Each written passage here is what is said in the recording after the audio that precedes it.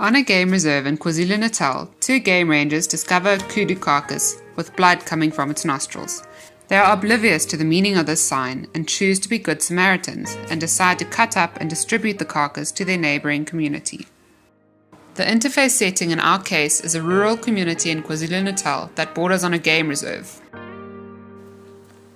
Our target health-related interface is that of an anthrax-infected animal which has recently deceased. This animal is found by game rangers and rural members of the community who decide to utilize and disperse the meat for consumption. Thus, there is spread of disease from the animal to humans via handling and ingestion of meat, as well as inhalation of spores when the carcass is opened. The main drivers of influence at each level of biological organization are as follows.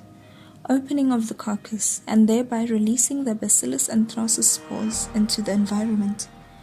This may pose as an occupational hazard to veterinarians, butchers, farmers, and anyone else who may come into close contact with the carcass. Poverty is an important driver of influence, as poor people will be more reluctant to throw away this valuable protein source. Oxygen causes the anthrax vegetative form to sporulate and become infectious. The spores are ingested, inhaled, and they can invade wounds or cuts.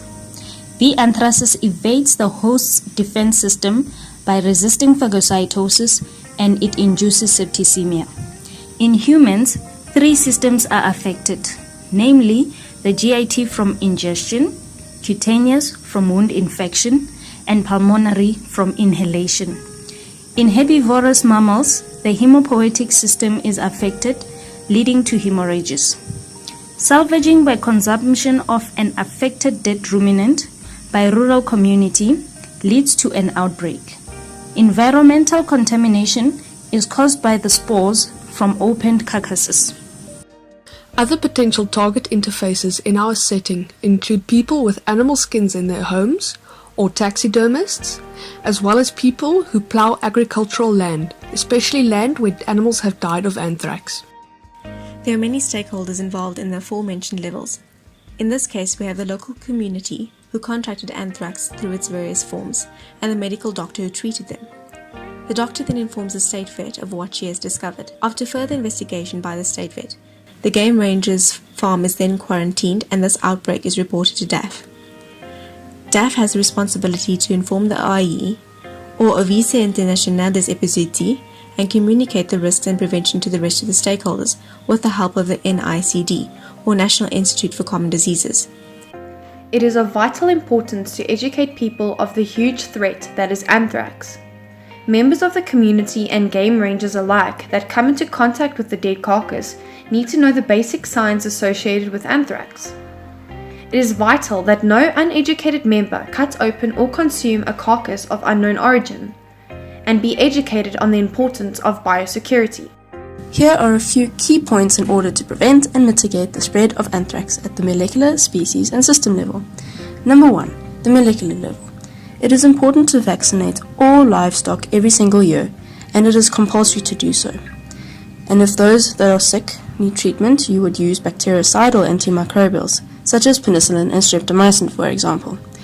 It is important to treat even those that are terminal because it reduces the number of bacteria, thus reducing contamination of the environment. Number 2, the species organism level. Disposal of the carcass is very important. It must either be done by burning, incineration, or burying it and covering it with lime. You need also to identify, isolate, and treat the sick animals. You need to vaccinate all the uninfected ruminants and equids in the quarantine areas, as well as those in the buffer zone. Uninfected animals should be removed from the focus of infection, isolated for at least 2 weeks after vaccination. And then finally, 3. The system level. You need to notify the state veterinarian that there is a problem in the area. In our case, it was the spread of anthrax. So, you need to then determine the extent of the outbreak in the target setting. You need to then quarantine the farm or target setting for at least 20 days after the last case and 6 weeks after vaccination.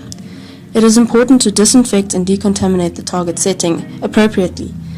And then, lastly, the most important point probably, Education, education, education to all farmers, herders, field guides, animal conservationists, game rangers, and all those that are in the field, so that they can identify the signs of anthrax and know what protocol to follow to prevent the spread of it.